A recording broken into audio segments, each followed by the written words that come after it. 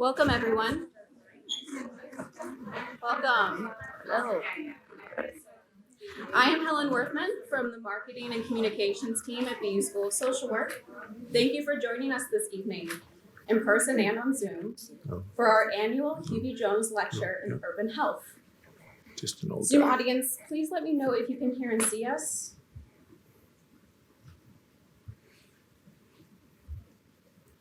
Great, thank you. Before we begin today's presentation, I'd like to review a few event details. Our guest speaker, Lee Pelton, will speak for approximately 30 minutes. Then Professor Darian Williams will join him on stage for a conversation. After their conversation, we will then have time for audience questions, both in person and from our audience on Zoom. For those on Zoom, please type your questions into the Q&A box.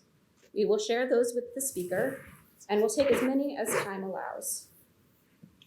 If you are a social worker needing continuing education credits, you will receive a link in your email after this event to a quiz that you complete to receive the credits. Tonight's event is also being recorded and will be available on our website. And now, I'd like to introduce the Dean of the BU School of Social Work, Barbara Jones.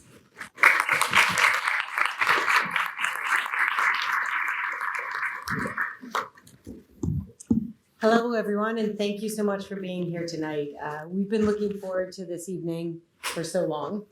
We have over 400 people signed up, so hello to all of you and all of you. I'm really excited to have such a full room, both virtually and in person. The Hubie Jones Lecture in Urban Health is an annual symposium that examines critical health justice issues, featuring national and international leaders working at the intersection of health and social justice. The lecture was established in 2012 by an anonymous donor to honor the vision of Hubie Jones, Dean Emeritus of the School of Social Work from 1977 to 1993, and someone I refer to as the original Dean Jones.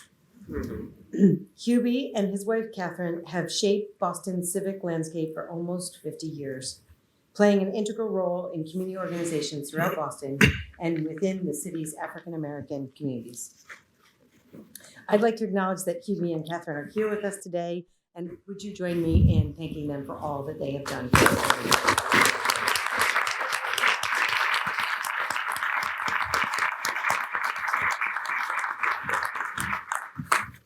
Today's event, Health Equity and the Importance of Zip Codes, presented by Dr. Lee Pelton, will explore why where you live has a greater influence on your health and well-being than your genetics, and how a legacy of racial discrimination and land covenants in the U.S. has contributed to our present-day health equity crisis.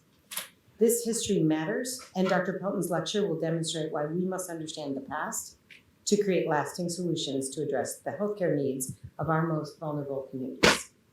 Joining Lee in conversation after his lecture will be Professor Darian Williams. Darian is an assistant professor in our school's macro practice department with a focus on environmental and climate justice.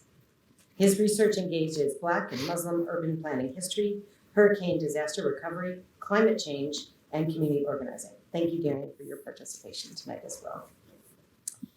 For Lee Pelton, the cornerstones of his career and leadership have been civic engagement, authenticity, and a deep commitment to social justice. And I will say in the conversations that I've had with him leading up to that, that is so apparent in every conversation we've had. He joined the Boston Foundation in June 2021 after serving as president of Emerson College and Willamette University. He has positioned the Boston Foundation, one of the nation's first and most influential community foundations, as an agent for social change by centering equity in its programs, grant making, and civic leadership.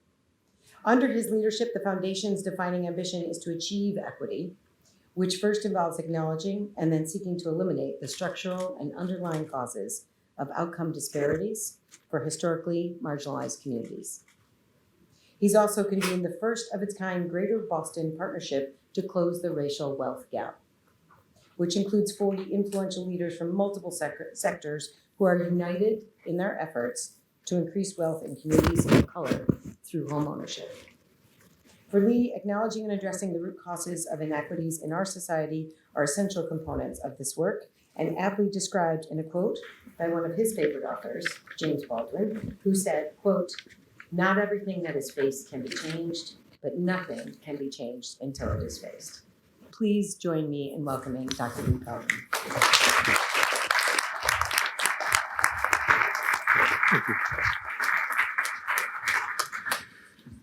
Well, thank you all. It's a real pleasure to be here. Of course, Hubie, it's good to be here with both of you this afternoon. Really grateful for that.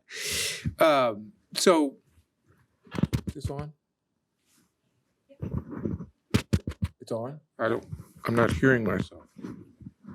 It is. You can hear me? Yep. Okay. Okay. So,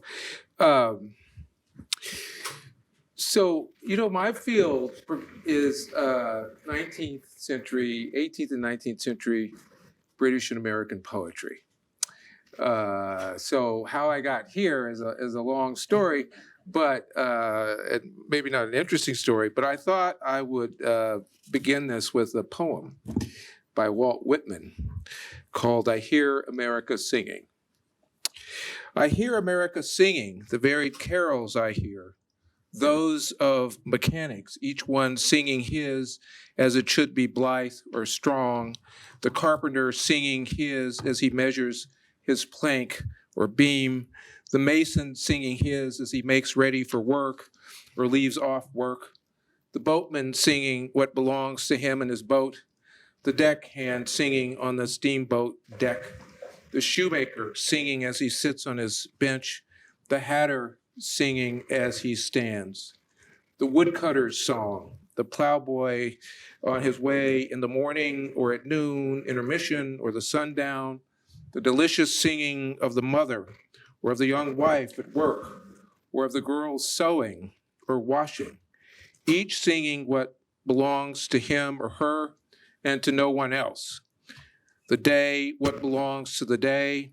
At night, the party of young fellows, robust, friendly, singing with open mouths their strong, melodious songs. So this is a poem about democratic idealism embodied in the working class. And some have argued that Whitman is commenting on the way that individuals work together to create something greater than themselves when he says he hears America singing. The individuals are all part of America, and each contributes in their own unique way to it. It has been variously interpreted as signifying the variegated aspects of human life and human endeavor, liberation, laborers, working class folks, freedom, growth, dignity, or progress. In fact, Whitman called America the greatest poem.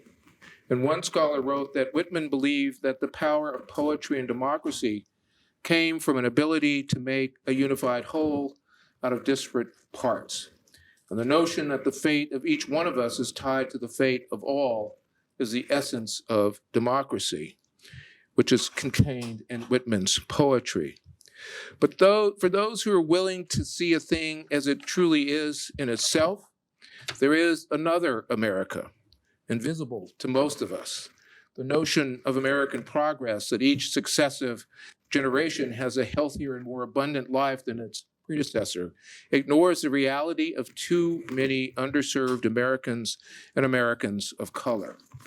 You can explore just about any American metropolitan area and you will find a city divided, one prosperous and well off, the other struggling to make ends meet. And this, by the way, is Boston.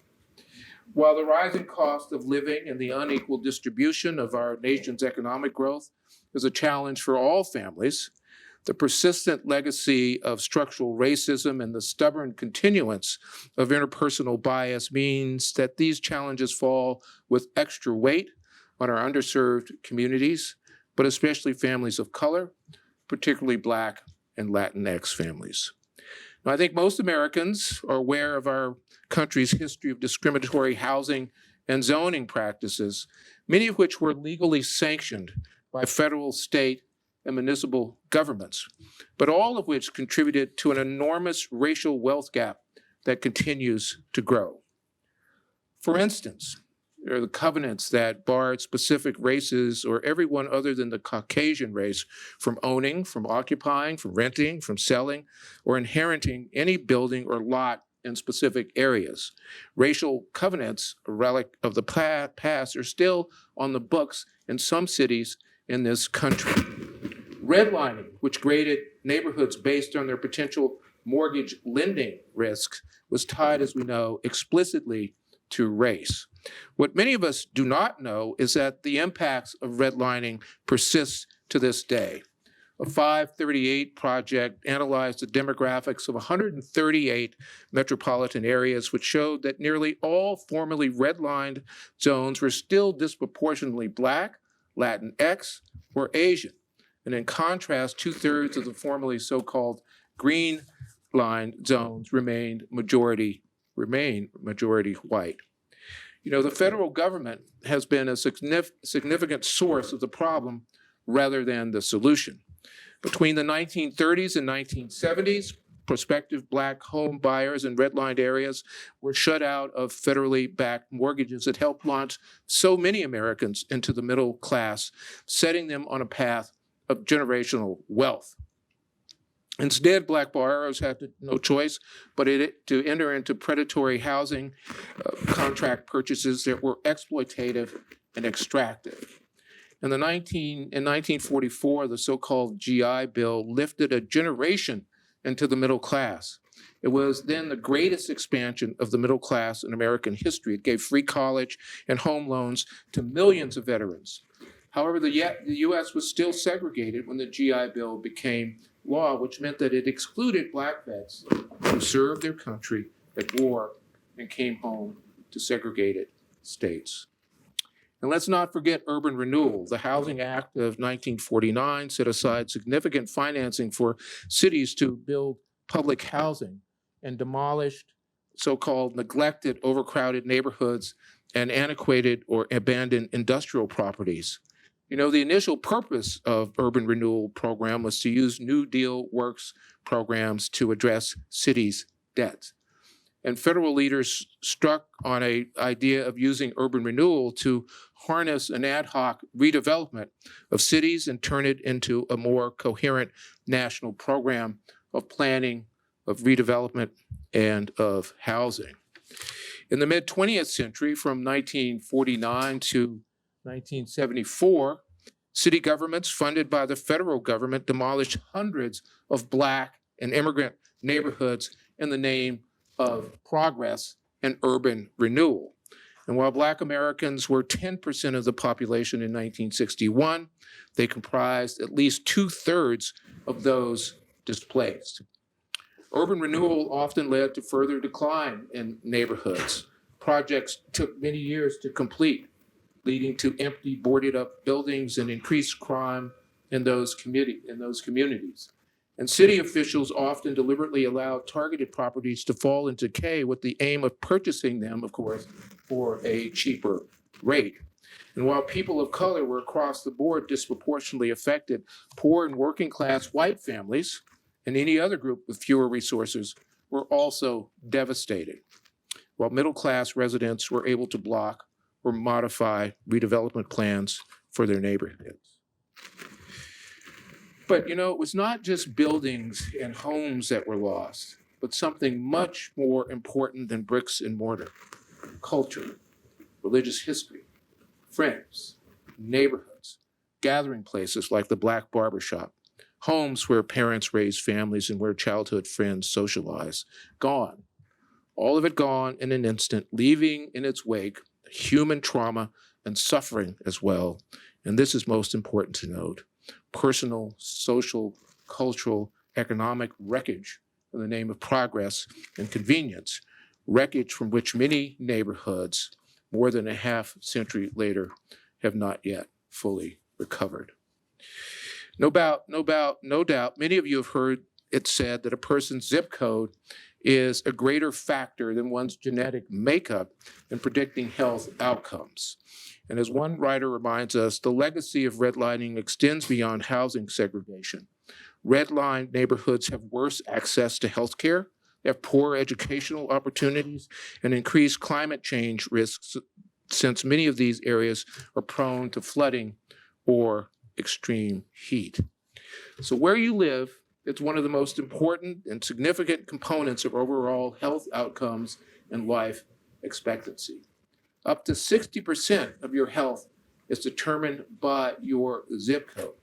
And I've read other sources that report that up to 70 or 80% of one's health outcomes and life expectancy are determined by where one lives. So let's take Boston for an instance.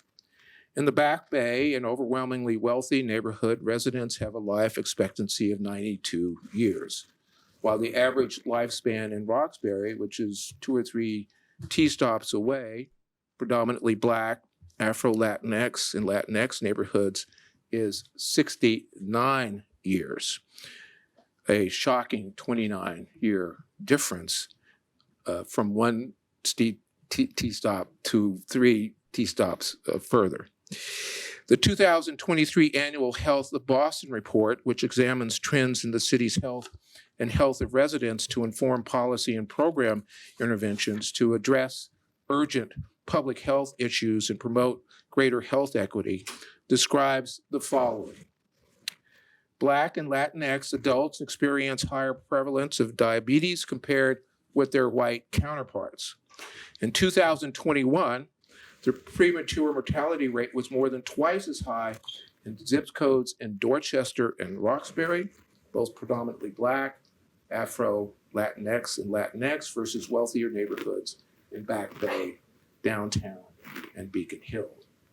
In 2021, the overall cancer mortality rate for invasive cancers was highest among Black men.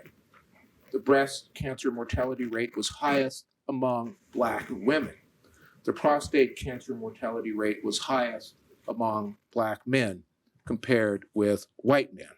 And heart disease, which is an umbrella term that includes several conditions, including coronary artery disease, arrhythmias, and heart failure, are also closely tied to race. The Health of Boston Heart Disease Report shows that in Boston, Black and Latinx adults experience higher prevalence of hypertension compared with their white counterparts. And the report concludes, and I'm quoting here, the social determinants of health include access to and the equality of housing, of education, of employment, of environmental health, public care, public safety, food access, income, and health and social services. Racism and other systems of oppression have a negative influence on all social determinants of health and consequently directly impact health outcomes. You know, most Black Americans travel across county lines just to find an open spot with a cardiologist. This is from a new study published 2 years ago. About 16.8 million Black Americans, roughly 1 in 3, live in counties with little or no access to heart specialists, according to this report. And when zooming in on counties that have sizable Black populations, the analysts found that 72% of these counties were cardiology deserts, most of them concentrated in southeastern states.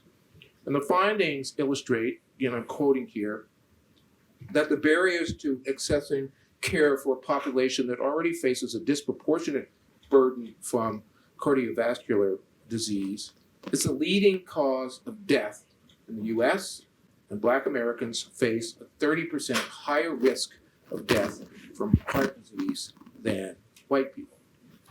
The World Health Organization describes health inequities as the differences in health status or in the distribution of health resources between different population groups arising from the social conditions in which people are born, grow, live, work, and age. It goes on to say that there's ample evidence that social factors, including education, employment status, income level, gender, and ethnicity, have a marked influence on how healthy a person is. In all counties, whether low, middle, or high income, there are wide disparities in the health status of different social groups. The lower an individual's social economic position, the higher their risk of poor health. According to the Center for Disease Control, health equity is a state in which everyone has a fair and just opportunity to attain their highest level of health. And achieving this requires, they say, ongoing societal efforts to address historical and contemporary injustices, overcome economic, social, and other obstacles to health and health care, and eliminate preventable health disparities. He goes on to say, quoting here, to achieve health equity, we must change the systems and policies that have resulted in the generational injustices that gave rise to racial and ethnic health disparities. Or put it another way, health disparities did not happen by an accident. They have a very unhappy history. American racial stereotypes, as well as the medical profession itself, have historically played a role in creating cultural norms that have, in turn, cultivated health inequities. Marcella Alsan, a good friend of mine and is a professor of policy at the Harvard Kennedy School of Government, and she's also a recipient of the prestigious MacArthur Genius Fellowship. She notes in her 2021 American Society of Health Economics Conference presentation that, quoting, that throughout history, professional economics and medical doctors have developed scientific explanations for understanding differences across groups, explanations for racial differences in health outcomes and medicine historically centered around the role of biology and then later genetics. She goes on to say that in the 19th century, it was commonplace for medical science to use biological differences to justify unequal treatment, including slavery itself. In a commission that reported on a disease particular to Black people, it noted the anatomical and physiological differences between the Black and the white man, and it described a condition which was a supposed mental illness. This is true. A supposed mental illness that caused afflicted slaves, individuals, to want to escape. And an illness which caused individuals who were Black to, quote, create disturbances without cause and make them insensible to pain, a pseudo-diagnosis still present in today's medical treatment, as you will see later. And the treatment for both of these so-called diseases? Whippings and lynchings.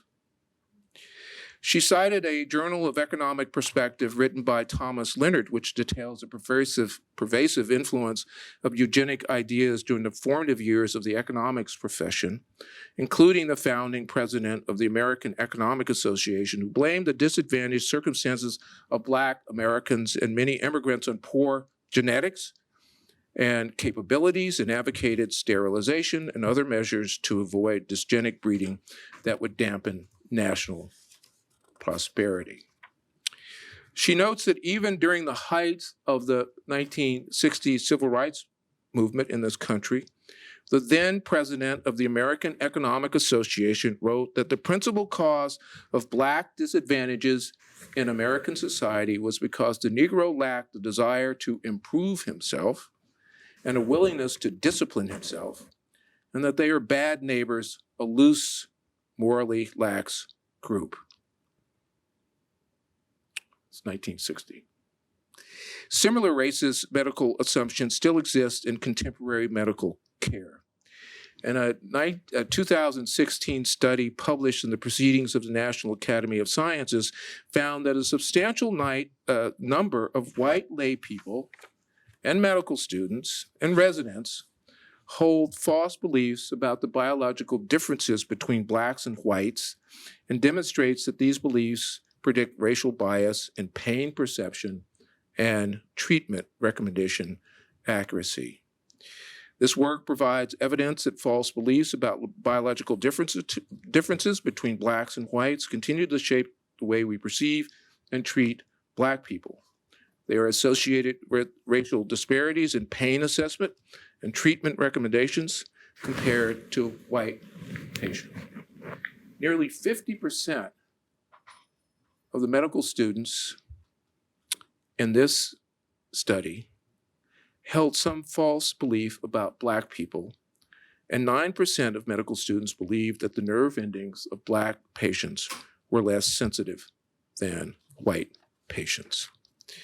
So we see how beliefs of physicians influenced by an institution that historically created false narratives and diagnoses to support slavery correlate with the under-treatment of pain today and the unequal treatment in emergency hospitals and those experiences for Black patients. Now, most infamous is the well-known Tuskegee study in which hundreds of adult Black men with syphilis were passively monitored by the CDC for 40 years from 1932 to 1972, and the men were deceived into thinking that they were receiving treatment for bad blood. Dr. Fatima Stanford, who is actually lives here in Boston, wrote in the American Journal of Medicine, the New England Journal of Medicine, that every day Black Americans have their pain denied, their conditions misdiagnosed, and necessary treatment withheld by physicians. In these moments, these patients are probably not historicizing their frustration by recalling Tuskegee, but rather contemplating how an institution sworn to do no harm has continued to fail them. Scores of studies, many summarized in the Institutes of Medicine's landmark report on equal treatment, this is in 2003, indicate that racial and ethnic disparities in healthcare are known to reflect access to care and other issues arising from differing socioeconomic conditions. There is increasing evidence, however, that even after such differences are accounted for, race and ethnicity remain significant predictors of the quality of healthcare received, and that racial and ethnic minorities receive lower quality healthcare than white people, even when insurance status, income, age, and severity of condition are comparable. Now, some offer recommendations for improvements in medical care, financing, allocation of care, availability of language translation, community-based care, and other arenas. It highlights the potential of cross-cultural education to improve provider-patient communication and offers a detailed look at how to integrate cross-cultural learning within the health profession. So a mistrust of medicine born out of personal experience and stubborn racial stereotyping have led to diminished health outcomes for Black Americans. The good news have shown that Black people in counties with more Black primary care physicians live longer, according to a new national analysis that provides the strongest evidence yet that increasing the diversity of the medical workforce may be a key to ending deeply entrenched racial health disparities. And I'm happy to report that Mass General is seeking to do just that. A study published last year, again in the Journal of American Medical Association Network Open, is the first to link a higher prevalence of Black doctors to longer life expectancy and lower mortality in Black populations. And other studies have shown that when Black patients are treated by Black doctors, they are more satisfied with their health care and more likely to have received the preventative care they needed in the past year, and are more likely to agree to recommend preventative care such as blood tests and flu shots. But none of that research has shown an impact on Black life expectancy. So I'm going to tell you a story. It's a real story. This happened last week. My brother-in-law had an episode at home. He was taken to a hospital, an emergency room, and the person in charge, and he was slurring, assumed that he was intoxicated. In fact, said, I can smell alcohol in his breath. This is a person who's never taken a drink in his life. And the issue was he was having a stroke. He was having a stroke. But some stereotype about black folks, black men, slurring, led them to conclude that he had to be intoxicated and withheld for some period of time the care that he needed. And if someone had not intervened, he would not be here today. And I'm telling you this story because I want you to know this is a lived experience, and it still exists and persists in this country. So what's being done to confront the nation's health inequities? In an article, Wealth, Not Health, for this hospital, closing Chicago's alarming death gap didn't mean more clinics, tells the game-changing discovery of Dr. David Ansel, the author of The Death Gap, How Inequality Kills. He's a professor of medicine at Rush University Medical Center in Chicago. And by the way, it's David Ansel with 2 L's, and it's the author of a book called The Death Gap. I would recommend it for all of you to read. And I'm going to quote liberally from the article. Ansel said he'd never seen one of his patients at Cook County Hospital, which served the many of the city's poor populations, get a joint replacement. The wait list was about 5 years. At Rush, patients can receive a new hip replacement or new hip within weeks. And the busy trauma center at County harvests a large number of organs for transplant surgeries done elsewhere, including Rush. But none of Ansel's county patients had ever received a transplant. And he now understood 2 different Americas and 2 very different healthcare delivery systems. This is why his Cook County patients, hospital patients, had always been so sick. These are the poor patients. While his Rush patients seemed as though they had landed on another planet where they could miraculously live so much longer. And he found that people living in the East Garfield Park neighborhood near Rush lived 66 years on average, 14 years less than the residents of the Chicago's Loop, just a few miles away. And he realized that in order to close the life expectancy gap that yawned just outside the hospital, they would focus on wealth, not only on health. So the health system changed its mission from being best in patient care to improving the health of diverse communities it serves, and made equity one of its critical strategy.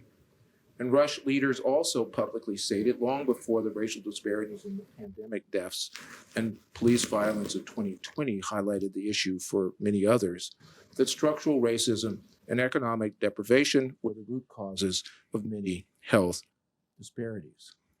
And what the residents told the Rush leaders was eye-opening and sometimes, I think, very hard for them to hear.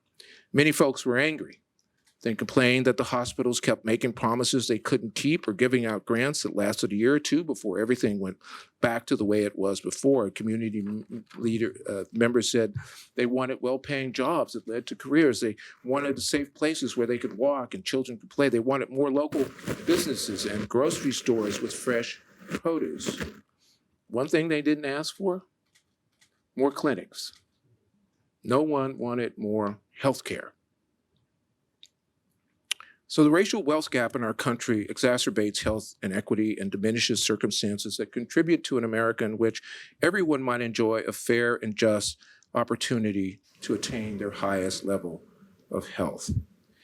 You know, in the 2015 Boston Fed report noted that, and this is almost spoken biblically in Boston, noted that the net wealth, accumulated assets to provide families and individuals with assets to buy a house, to pay for a college without excessive borrowing, save for retirement, pass along wealth to descendants, and weather rough financial patches and severe downturns in economy. This is wealth, not income. Wealth was $225,000 for white Bostonians and $8 for black Bostonians. And today, that number has grown to almost $250,000 for white Bostonians and the same $8 for black Bostonians. And nationally, the wealth gap between white and black households in America is generally cited as 10 to 1, about 171,000 to 17 100,000, although I've seen some others that are even more than that. In Boston, Michael Curry, president and CEO of the Massachusetts Community Health Association, has created a health equity compact, a group of over 70 leaders of color, of which I am a member, who aim to advance health equity together in Massachusetts. And compact members are high-level executives and experts from a diverse set of health, business, labor, and philanthropic organizations, including hospitals and health centers and payers, academic institutions, and public health. And they bring their lived experiences and expertise and commitment to their work to advance health equity. The compact's vision is to eliminate the systemic barriers and creation of new structures and processes that will lead to equitable health care and health outcomes for everyone in Massachusetts. And its mission is to realize bold statewide policy and institutional practice changes that center racial justice and health equity.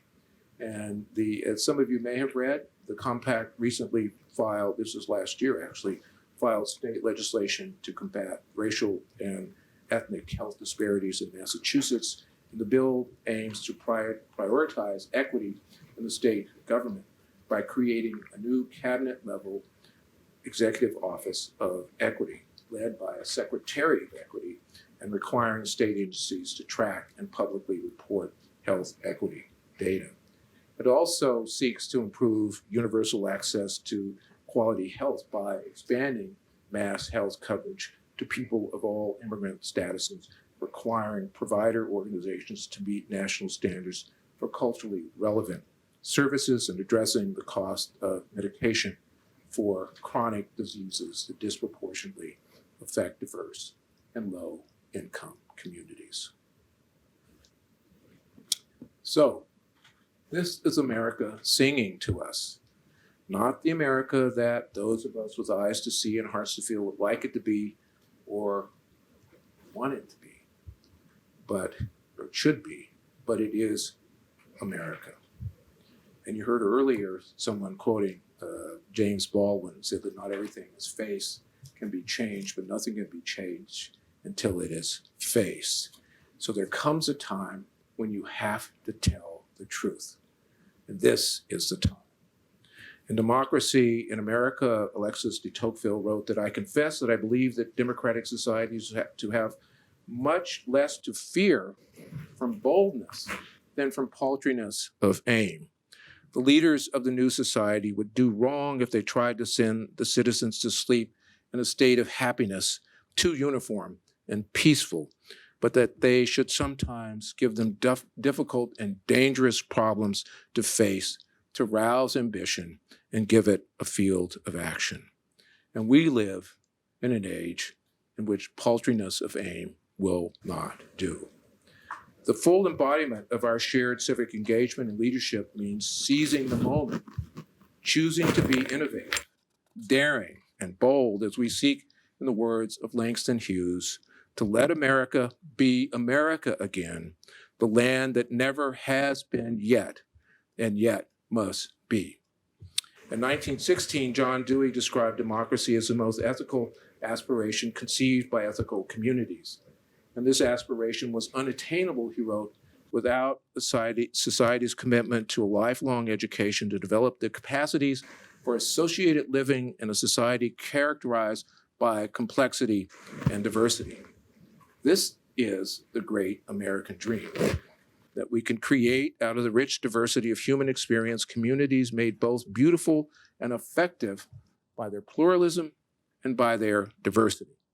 Not the kind of dream that is available only to those privileged by history or family income or wealthy income neighborhoods. Not the kind of dream that is built on narrow self-interest, but rather a compelling vision of what we could be if we were truly open to the best that is known and thought in the world, the kind of dream which will swing open wide the doors of opportunity, which sets the table for all to enjoy life's bounty, and which holds our nation's motto, e pluribus unum, out of many, one, as a living creed. thank you for listening to me, and thank you even more for your valiant efforts to keep the street alive in the world. Thank you very much.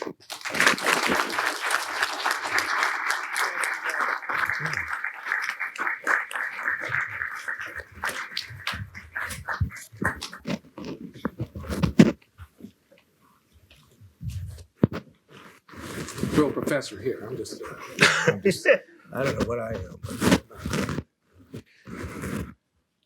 Wow. Thank you so much, Lee, for sharing those reflections with us. I feel rather moved by everything that you shared. I'm also disturbed, but not surprised by your story of your family's experience. And I'm very thankful to hear that your brother-in-law is still with us. Still here. Yep. Still in the hospital. Still here. Okay.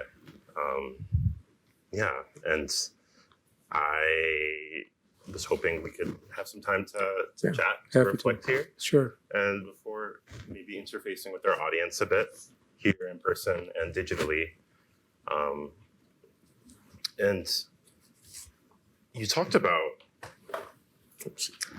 many forms of urban planning, of market practices, of medical practices that produce this and racist landscape that we're all grappling with now. Mm-hmm. I know that many of those professionals that have produced this landscape that we've inherited were rather well-intentioned, and some of them very sincere in their efforts to produce something better than what they had been given. And so I want to ask you, how should supposedly well-intentioned social workers, health professionals, public health workers, urban planners, etc., reflect on their own actions now to ensure that they're not reproducing this racist and violent landscape? Thank you. Well, it begins with, as I said earlier, telling the truth. And it begins with facing and understanding the truth. I'll give you an example. So I don't use the phrase zoning anymore because I think it does a disservice to what it's really about. It's land use. And yet land use in this country has always been about privilege and power. And even today, as we see, I think in Boston, the MBTA Communities Act and the resistance of certain communities, this is about land use. And land use is restrictive. That's what zoning, it's restrictive. And it can be used in a variety of ways.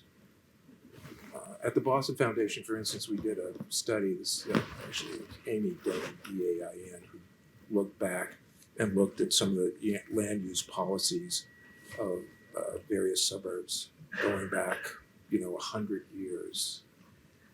And I don't mean to pick on Milton. I'm sorry if you live in Milton, but I'll speak up. Sorry about that. I have a soft voice. But it looked at how's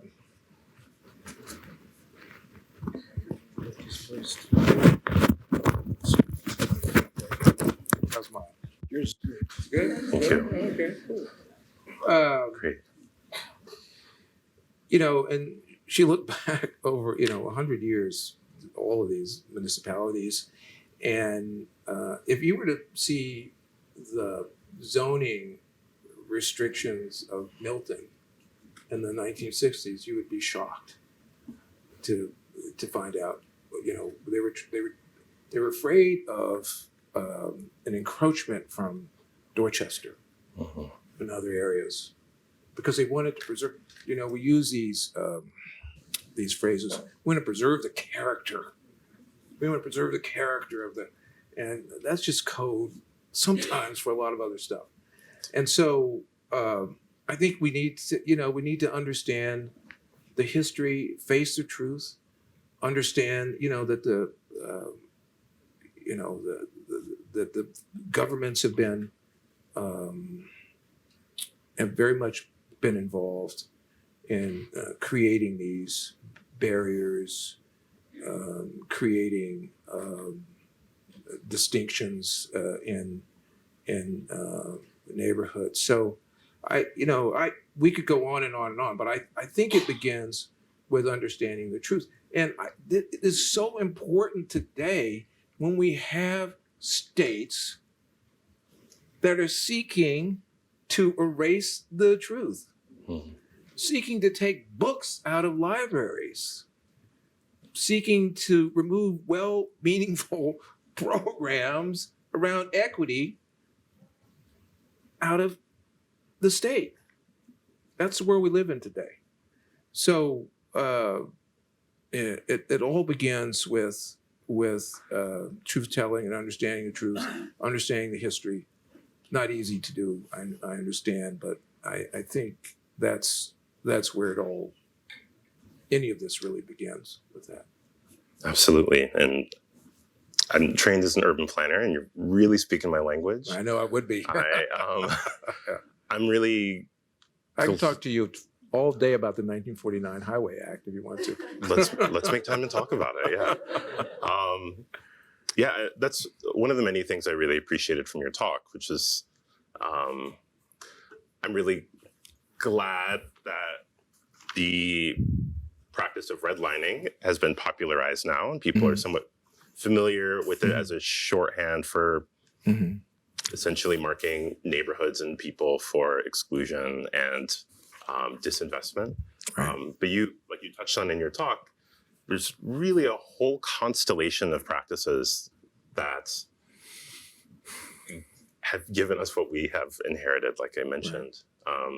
Right. And it really is going to take some deep work and deep thought around this question of how do we develop our communities further. Yeah. And so maybe that brings me to my next question. Well, let me say something, because I think you've heard some discussions in Boston about Black Wall Street. Black Wall Street, a reference to the Greenwood district in Tulsa, Oklahoma, and I think some people think of Black Wall Street as buildings and retail, but it's not that. It's about the way in which the economy and the dollars circulate in a community. So, for instance, there's a report that shows that in the Asian community, a significant fraction of the dollars circulate in the Asian community before it exits. That's wealth being. In white communities, it circulates almost infinitely before it exits. But in Black communities, as someone said, it circulates until about 3 o'clock in the afternoon, and then it goes somewhere else. And that's part of the wealth building. That is being able to have the resources and the the economy, the retail, the store, whatever it is, in that community, so that those dollars stay in that community, or at least circulate in that community for a period of time. And that's how you build up. That's how you build up wealth. Yeah, and I know much of that wealth can be just embodied in institutions rather than even individuals or families. And I'm curious from your perspective. I know you've held roles at Colgate, at Dartmouth, Emerson, and beyond. I think this question is particularly salient for Boston because I think it's something like 20% of the landmass of Boston is occupied by universities and nonprofit institutions. Correct. Who have such sway in how our community develops. And so from your perspective, what is what is the responsibility of the university for equitable development Yeah. in a place like Boston and beyond? Well, I've been like the prophet Jeremiah on this issue. I've been a college president for 23 years, and before that, I was a dean for several years. So I spent my entire career in higher education, and I believe this simple thing that the nation still looks to colleges and universities to solve its most pressing problems, and I believe that colleges, and particularly college and university presidents, have an obligation to be engaged in the larger society. That's what I believe. And there was a time maybe during the 60s and 70s you saw a little bit more of this. Father Hesburgh at Notre Dame, and involved in the Vietnam War, and I think Derek Bach at Harvard to a certain degree, Hannah Gray at Chicago. But that's disappeared. That's disappeared. When do you find a college president or university president who wants to speak out on a national issue or controversial issue? It's so rare. And I take not because I'm retired from the profession, but I take them to task for that. After George Floyd, that Sunday, a lot of things happened. I wrote a piece called "America is on Fire." And it began with this simple sentence: I write to you today as a Black man because I don't know how else to address you today. This was to my community. And then I described my experiences. That little thing took flight, and 6 to 7 million people around the world read it. And I want more of my colleagues to have the courage to do that. And to speak not just about their community and what the academic community can bring to bear, but to speak boldly about these issues that lie, for most of us, right on our doorstep. Right on our doorstep. Right in the neighborhoods adjacent to where we live and work and study and play. And I mean, you already very candidly shared like an incredibly troubling story that connects very neatly to this issue of health inequity, health injustice, anti-Black racism. I know I have plenty of personal stories in those themes as well, my family. And I feel like for maybe public health folks, social work folks, some people might have been already pretty familiar with even the concept of health inequity, of medical racism. Mm-hmm. But I feel like it wasn't until the 2020 onset of the pandemic that I feel like these terms really made their way to common language and common discussions outside of academic circles, outside of medical and social work spaces. And now in 2024, I'm asking myself and asking my colleagues this question of, have we learned anything systemically? Are we having conversations in a different way now than we did in 2019? From your vantage point, are you seeing organizations, practitioners, folks that the Boston Foundation supports having conversations in a different way that's leading to material change and impact? Absolutely. And how do I know that? Because the resistance to it is so strong. It's so obvious, and some people talk about this as a 3/3 reconstruction and so on. I think it was not a single pandemic; it was a triple pandemic. Mm-hmm. It was a medical pandemic with COVID, but it exposed the underlying racial inequities and social inequities that have existed but were exposed in a really very a very prominent way. So those were very much the pandemic was not just about COVID. There is progress. I mean, there's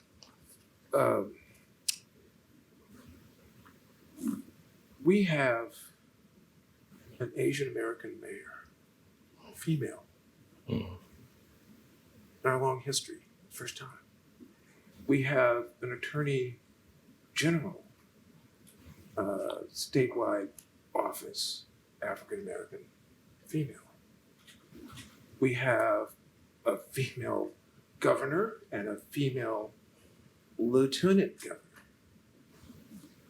And a governor who is gay. We have a treasurer who's also a woman.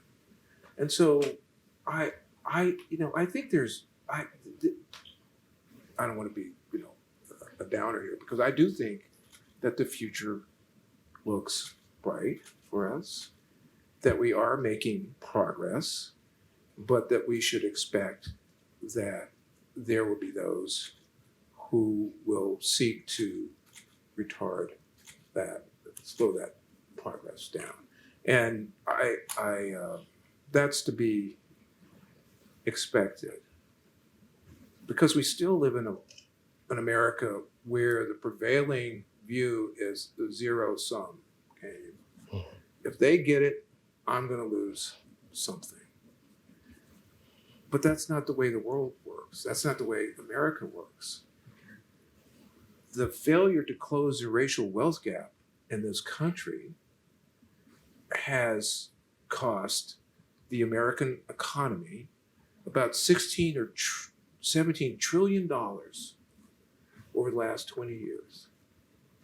And if we in this room could just snap our fingers and close that racial wealth gap in Boston, in Massachusetts, it would create $25 to $26 billion to the economy.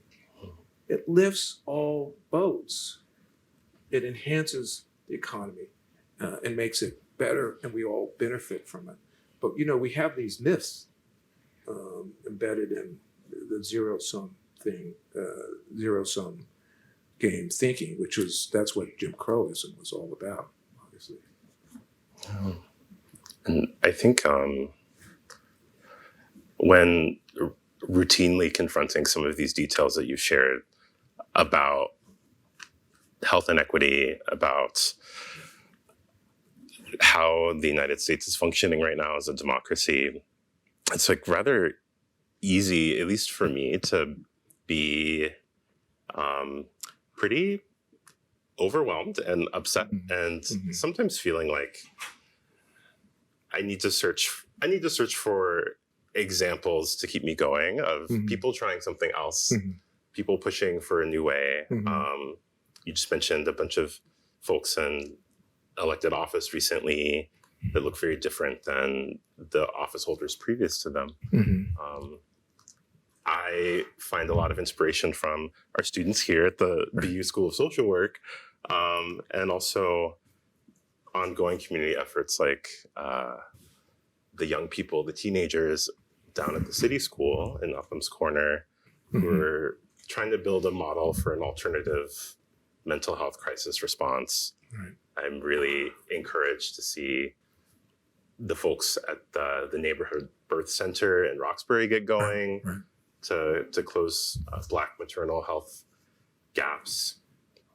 And so I want to ask you, are you seeing any interesting, innovative work, any new forms of work that are addressing these issues? I got a list for you. All right. Please share. Please share. So, as you know, it's great to see nonprofits joining forces to better coordinate their services. Maybe you mentioned this. It was like the Fields Corner Crossroads Collaborative, which is a partnership of 8 Fields Corner organizations like the Dot House and Viet Aid and Boys and Girls Club in Dorchester, and many more aimed at improving child health. They're all working together, pooling their influence, and breaking down barriers and forming more seamless access to their resources for those they serve. By the way, we have probably more social capital than on a per capita basis than any other city in this nation. The problem is we've got all these organizations. They rarely do stuff together. They stay in their lane. Believe me, I've tried. So this is good. This is good stuff. Good stuff here. So there's something called Equity Now and Beyond, which is led. You may know these, which is led by 4 grassroots immigrant organizations that serve and organize Latin American, African, Haitian, Brazilian communities in Boston. There's an organization leading it. It's called Brazilian Women's Group, and the African Community Economic Development of New England, and Haitian Americans United, and so on. And so, these are some of the instances of organizations pooling their resources and activating these broader networks to bridge inequities by attracting funding and partnership with healthcare and government organizations. I know I'm going to turn to these examples when I'm feeling a little bit low, Okay, all right. because I think we need them, especially on the local level, as we all figure out a different way to work and a different way to move forward as we need to, as these challenges require of us. And I think I have a note from your talk earlier that I really wanted to hone in on before maybe we go to our audience. You mentioned the notion of American progress, that each successive generation has a healthier and more abundant life than its predecessor, ignores the reality of too many underserved Americans and Americans of color. And this brings to mind even our overall drop in life expectancy for generations really after mine, I'm a millennial, that we've seen. And I want maybe to ask you, what are some of your reflections on this across the board drop in life expectancy that we're seeing, not even just for Black Americans like myself, but for Gen Z, for Gen Alpha after them?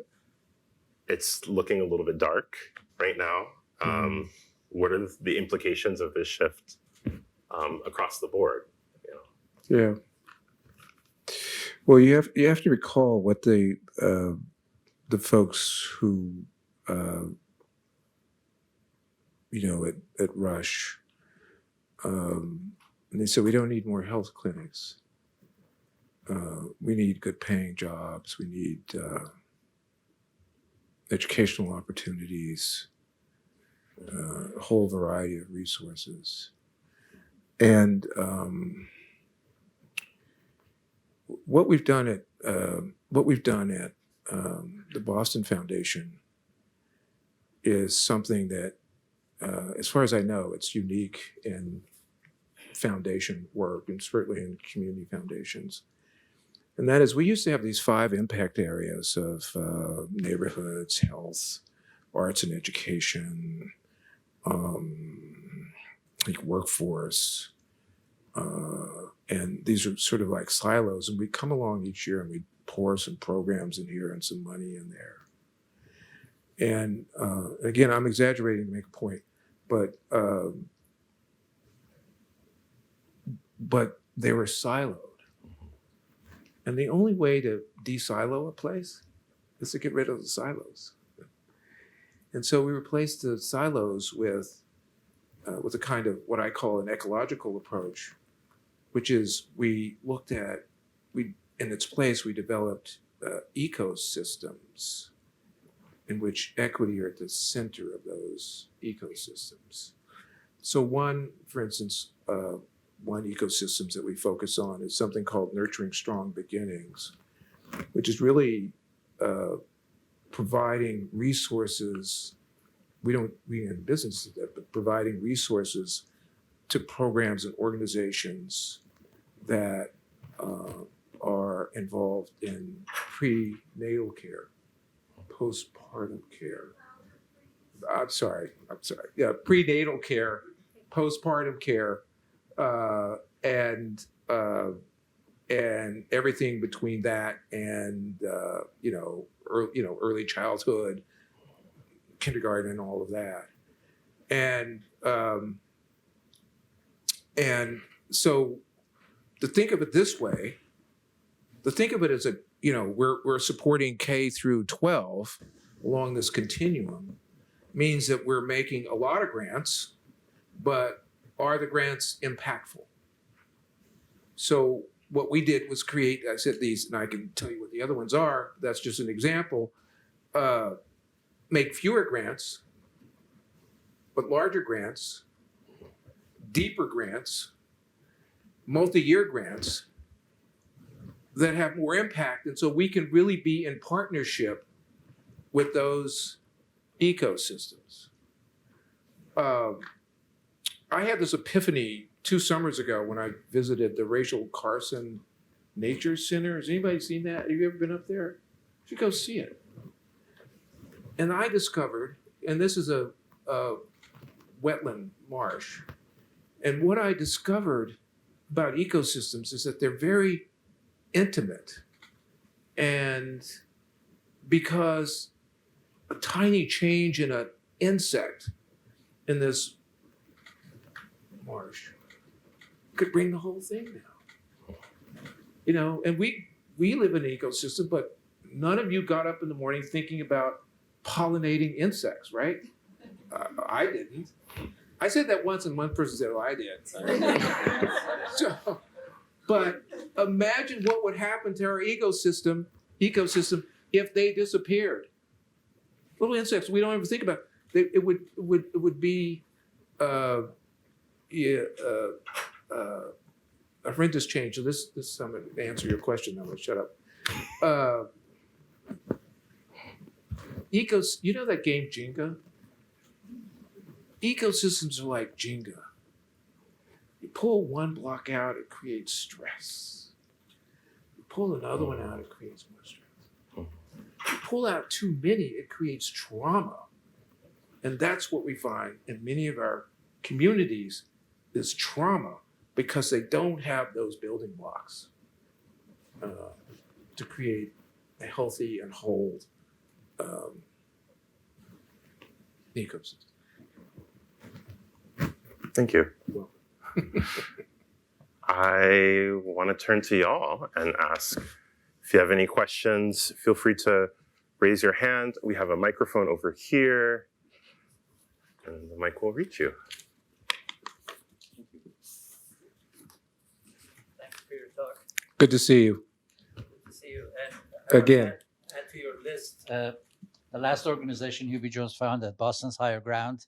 As Lee knows, we have 14 nonprofits working together, creating an ecosystem. So there are examples. The question I want to ask you about. I should have mentioned that, by the way. Sorry. I should have mentioned that, by the way. Thank you. The question I want to ask, and I've been dealing with affordable housing and related services for about 50 years. And I'm an optimist and I feel like we're making progress, but wealth creation for capitalism has a dynamic where the more capital you have, the more it grows. And if you don't have the capital, it doesn't grow. And the gap gets wider because if I have a lot of money in the bank, it grows. And if you don't, the gap grows. So we're dealing with the gravity that we cannot escape. And I think we're being too polite and kind about what we're willing to do. And I wonder, and I agree with you, not just university presidents, all of us need to be not only angry, but constantly telling the truth and constantly demanding that we do more. So the question is, how do you overcome that force of gravity that is so structured? I mean, the first affordable housing development I worked on at Urban Edge, we developed 50 units, we had 1,500 applicants. It's happening today. 2 years ago, there were less than 4,000 homeless students in Boston schools. Now, there's more than 4,000 homeless students in Boston schools, more than 25,000 in the state. This is criminal. During slavery, when it was legal, everybody accepted it. We have modern form of slavery and we accept it.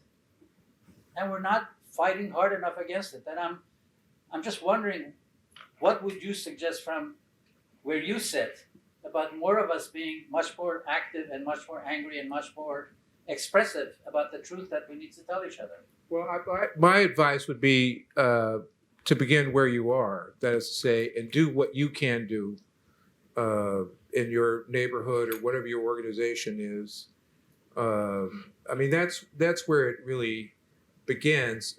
We're focused on closing the racial wealth gap, and there are a lot of avenues for this, but we're focused on closing the racial wealth gap by boosting home ownership for low-income families and families of color. Why that?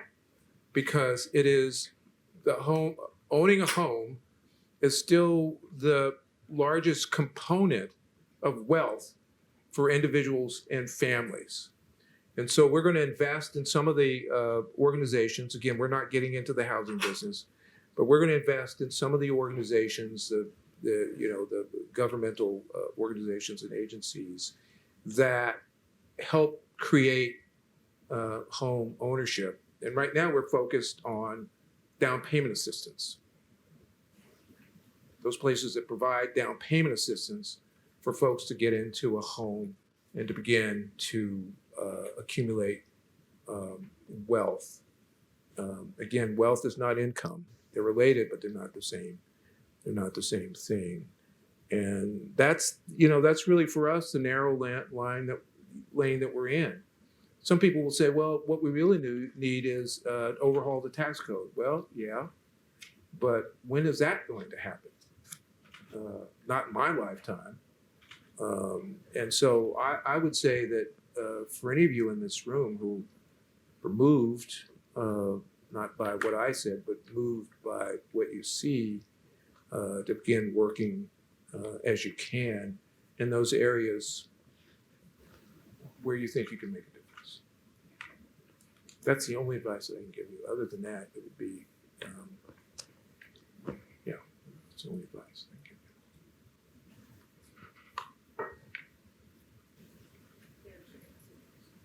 give you. Sorry. Oh, okay. By the way, he's very special. I want you to know this right here. You are. You're special. I'm trying to keep up with it. I know. That's a full-time job. I appreciate you bringing up a lot of things coming to the public consciousness in 2020. Yeah, I appreciate what you brought up in terms of a lot of things coming up to the public consciousness in 2020. I think what still a lot of folks have a lot of trepidation about is the call for reparations. And so in talking about closing the racial wealth gap, how does all of this fit into the call for reparations?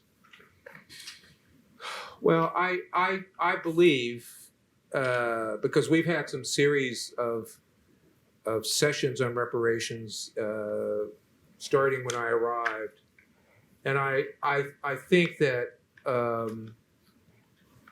people understand, or some people understand, that reparations is not just about writing a check. It's about repairing harm. It's about reconciliation and all of that. We've had recreation programs in this country. In fact, the first reparations program was for white people. It was in 1863, between 63 and 65. Lincoln was president, and in the District of Columbia, he could free the enslaved black people, which he did, and areas surrounding that. And the reparations program was for the white slave owners because they had lost property. And so they got reparations. And part of this was going to be, that 40 acres and a mule, what that. So it was going to provide 40 acres and a mule to because you need mule to plow the land. Again, land is always about wealth and privilege. To the recently freed slaves. What happened is that Lincoln was assassinated, and if you recall that he brought as a vice president a Southerner, Andrew Johnson, because he wanted to win the election. And Johnson said, no 40 acres in the mule. So they didn't get it. We've also had reparations twice, actually, for Asian and folks of Asian ancestry who were harmed by the events leading up to World War II, folks in internment camps and so on. There was a small reparations in the late 40s.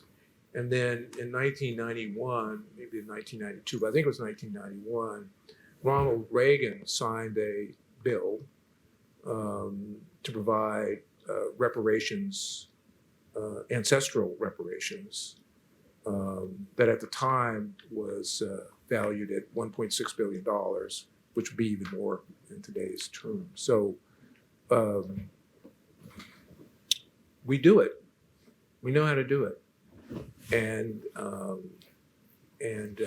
this is going to be a long journey. And there are a lot of different ways of thinking about reparations. So you take of Evanston, Illinois, which I think was the first city in America to have a reparations program. It was based on housing discrimination, not on ancestral chattel slavery. It was just based on looking back on housing discrimination for the Black folks who lived in that community. And they created a reparations program.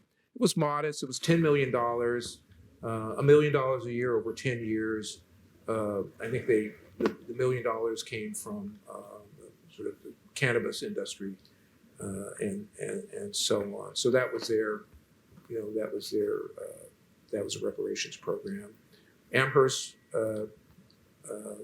Massachusetts is looking, and they may in fact already put into place a reparations program. I know they've been at it for several years. California, as we all know, I'm not sure the progress there. And then of course in Boston, and we'll see how it come out. Now, they're about a year behind where they'd hoped to be now, but they've got some really fabulous researchers who are looking into these issues. This is one area, and we're going to go to a Zoom question next, actually. But before we do this, Hubie has a question, or oh yeah, okay, or yes. or a comment. DVIV, yes. Thank you. Thank you. Lee, thanks for your lecture. Excellent. I hope you find a way to have it circulate. Thank you. That's important. Truth has to be said over and over and over again. One of the big assets we have here in the Boston area is that we have a relatively open social system with space.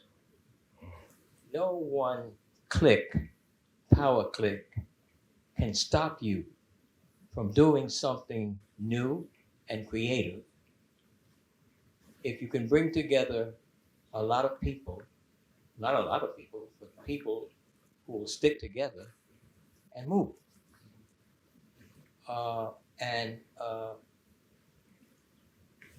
That's an asset. Mhm. That's an asset. Now people will lie about you and try to discredit you. I've had a lot of that. Yeah. But they can't stop you. They can't stop you. So we need to find a way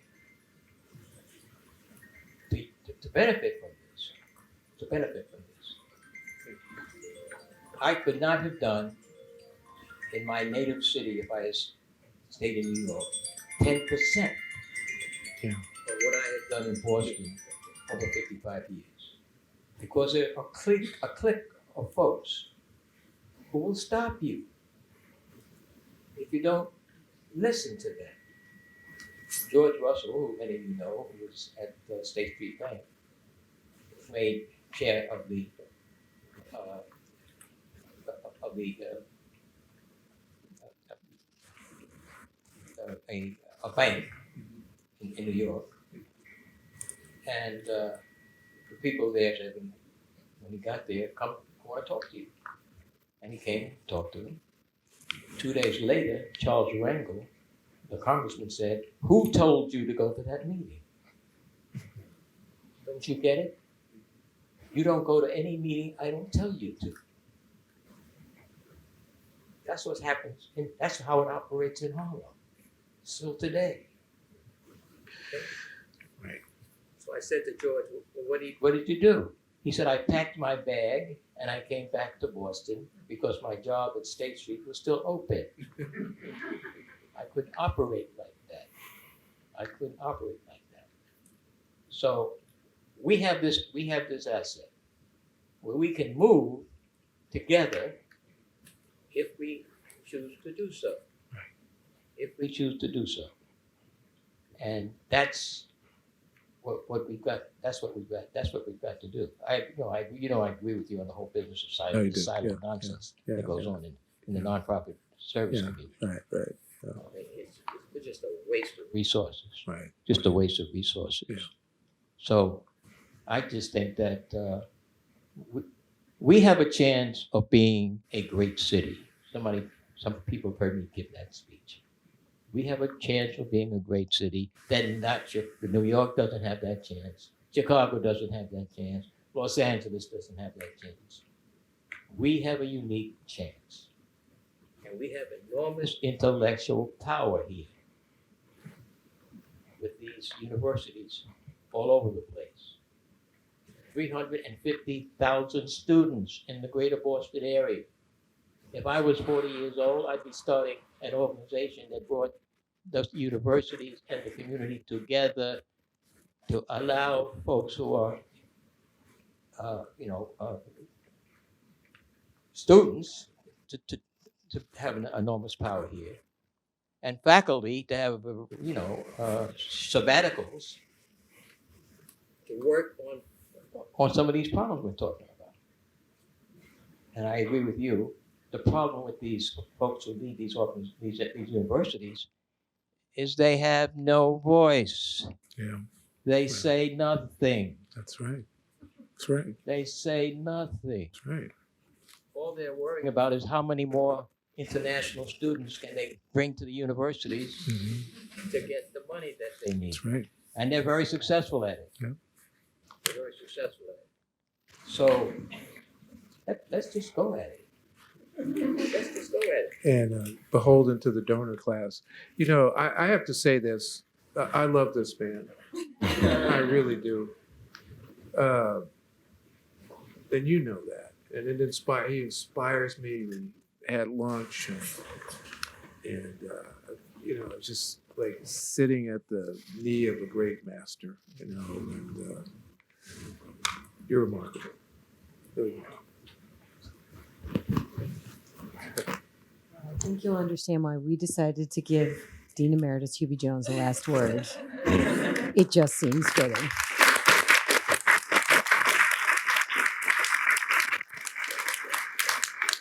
I hope you all join me. I hope you're all as moved as I am. I hope you're all as inspired as I am. I hope you heard the call to action.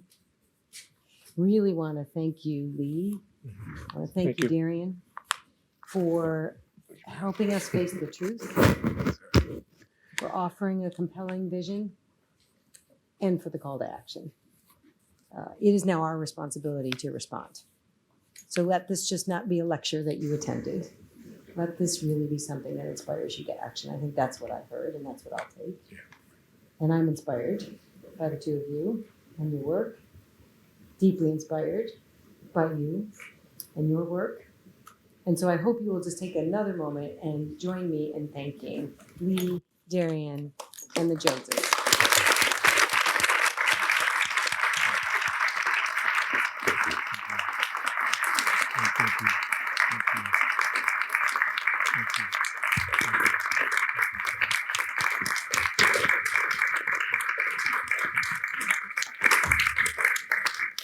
Good Before job, we man. go to our wonderful reception, a couple other thank yous that I want to mention.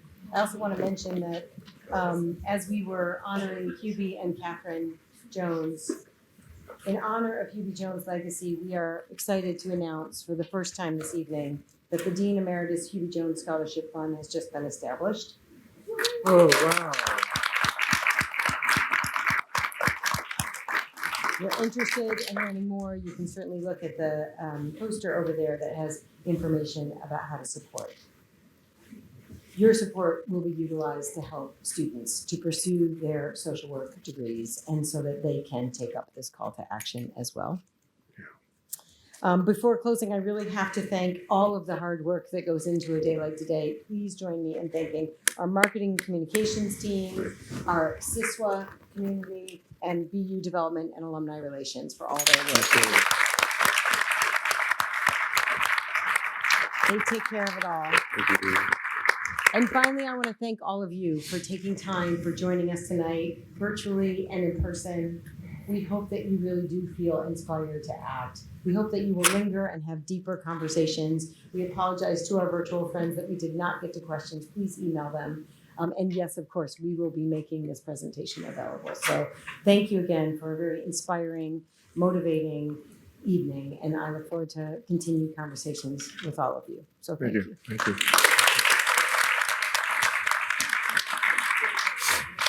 I just wanted you guys to be All right, Oh. okay, all right. There you go, man. Thank you. You're welcome. Thank you so much. Yeah, thank you, man. Good to see you. Nice to meet you. Nice to meet you too. Hey. Thank you. You're very kind. Thank Thank you. Thank you.